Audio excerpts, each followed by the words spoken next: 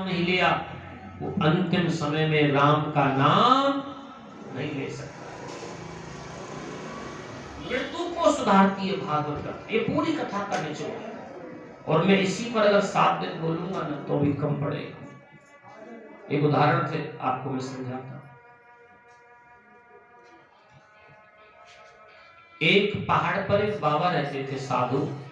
एक गरड़िया की कोई बेटी थी बघेरे की, वो भेड़ चराती थी पहाड़ पर। एक दिन साधु से पूछा, बाबा बताओ तुम्हारी दाढ़ी बड़ी है अच्छी है या मेरे बकरी की दाढ़ी अच्छी है? बाबा ने कहा, बेटी अभी मैं इसका उत्तर नहीं दे सकता। अरे बाबा छोटा सा प्रश्न है। और जब बेटी आती, जवान अवस्था की बेटी थी, महात्मा से प्रश्न किया करती थी, बोल बाबा तेरी दाढ़ी अच्छी है मेरे बकरे की दाढ़ी अच्छी है? महात्मा ने कहा, बेटी अभी समय नहीं आया इस प्रश्न का उत्तर देने के लिए।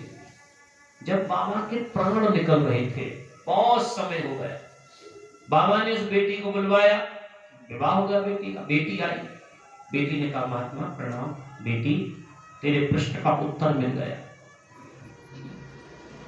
बाबा एक तनक सा छोटा सा प्रश्न है, मुझे आज तक वो याद है, मैं पूछा करती थी आपकी दाढ़ी अच्छी है या मेरे बकरे की दाढ़ी? तुमने उसका उत्तर इतने लंबे समय के बाद दे रहे हो। बेटी तेरा प्रश्न साधारण नहीं था, तेरा प्रश्न तो अमोघ अनमोल था। मैं कह देता मेरी दाढ़ी अच्छी है और कहीं मेरी दाढ़ी में कोई दाग लग जाता तो क्या होता बेटी? मेरी मृत्यु बिगड़ जाती। मैंने अंतिम समय तक इस बात का याद और ध्यान रखा, कहीं मेरी दाढ़ी में दाग ना लग जाए, कहीं मैं पटभ्रष्ट ना हो जाऊं, दुनिया के जंजालों में फंस करके मेरा जीवन व्यर्थ ना हो जाए।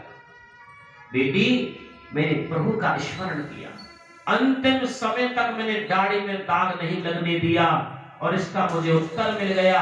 आज मेरी दाढ़ी पाक साफ है और भगवान मुझे लेने आया। भगवान के पार्षद कर, तेरा ये बकरा है ना बेटी, ये भोगी है। बकरे को भोग का प्रतीक कहते हैं। बकरा क्या सत्संग करेगा? उसको तो भोग की निराशा रहती है, वो तो कामासक्त रहता है। ये अभिमानी है तेरा बकरा। बकरा मैं अपमानित होता है कि मैं इनसे बलवान हूं, ऐसा भाव रखता है। तेरे बकरे से, इस भोगी से मेरी लाख गुनी दाढ़ी अच्छी है बेटी। अब मैं भगवान के धाम जा रहा हूं। बोल मां के बिहारी लाल। मृत्यु सुधरेगी लेकिन जीवन को सुधारो। ये भागवत कथा सुना, जिसका जीवन सुधरेगा उसकी मृत्यु सुधरेगी भाई बहन, और जिसकी मृत्यु सुधर गई उसका जीवन सुधर गया। भीष्म पितामह कह रहे हैं, गोविंद आज मेरी मृत्यु सुधर जाएगी। आप भी भगवान से प्रार्थना कर।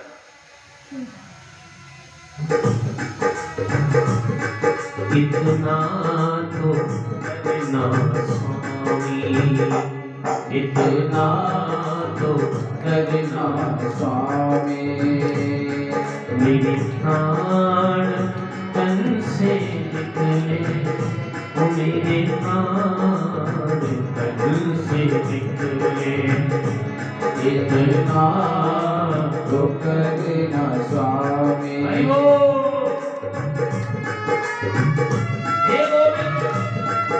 मेरी मृत्यु सुधर जाए, आपका नाम लेकर के मेरे प्राण, और जिसकी मृत्यु बिगड़ गई उसका जीवन बिगड़ गया, ना इहलोक सुखी ना उसका परलोक सुखी।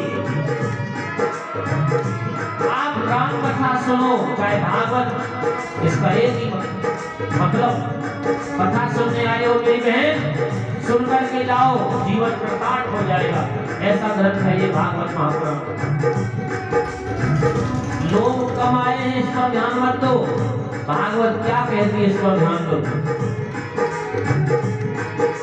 श्री गंगा जी का तट हो, यमुना यमन शिवत हो, गंगा जी का तट हो, यमुना यमन शिवत हो। गोविंद जब मेरे प्राण निकले ना गंगा जी की कलहटी के किनारे, वृंदावन में ही इसी व्यास नदी पर आपका नाम लेते हुए मेरे प्राण निकले, मेरा जीवन सुधर जाएगा। श्री गंगा जी का तट हो, यमुना बंसीवट हो, गंगा रे का तट हो, यमुना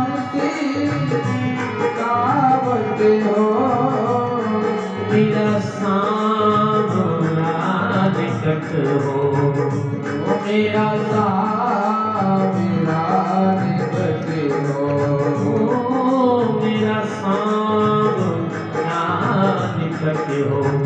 अरे मेरे प्राण तन से निकले, ओ मेरे प्राण तन से निकले।